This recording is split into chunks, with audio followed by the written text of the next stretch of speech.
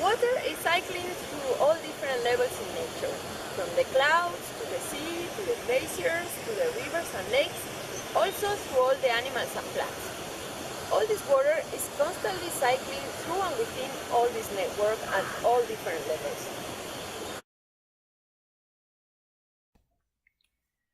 We as humans are masters of disturbing nature to use water. Depending on the way we use the water, we will pollute it in different ways. For example, we use fertilizers to feed our crops and have better yield. Fertilizers are great to keep our crops healthy and in good shape, but too much of it can be quite detrimental for the ecosystem.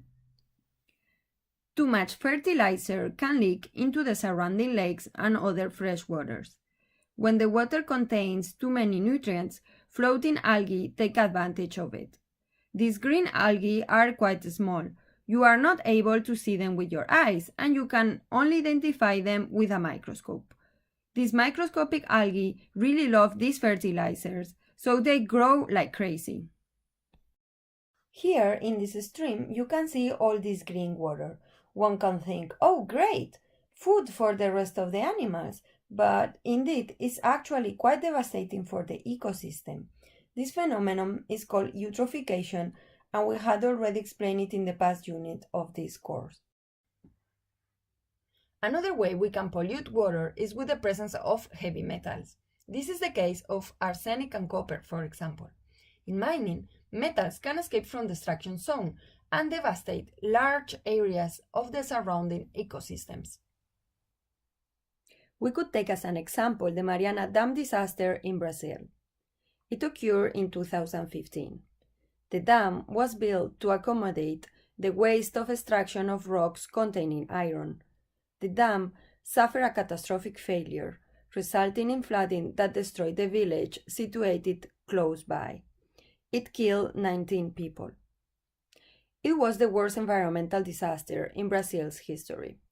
Around 60 million cubic meters of iron waste flooded into the rivers. The toxic mud flows reached the Atlantic Ocean 17 days after. We can also have pollution from heavy metals in a more quiet way. Heavy metals are used in paints, parts of computers, or gasoline. The waste containing these products has created numerous problems worldwide and caused many countries to ban lead containing gasoline in the past decades. The third way in which water can be polluted is through turbidity. When we remove the sediments of the bottom of a lake, the water is suddenly cloudy, and we cannot see through. If we don't disturb the water for a while, the particles slowly settle down, and the water becomes clear again. However, when these particles are really tiny, they might take very long time to settle, or even not set at all. In this case, we say that the water is turbid. Water turbidity is also another side effect of eutrophication. There are many ways of making the water turbid and many ways to measure it, but we will explain in other materials more details on this part. Thank you for watching.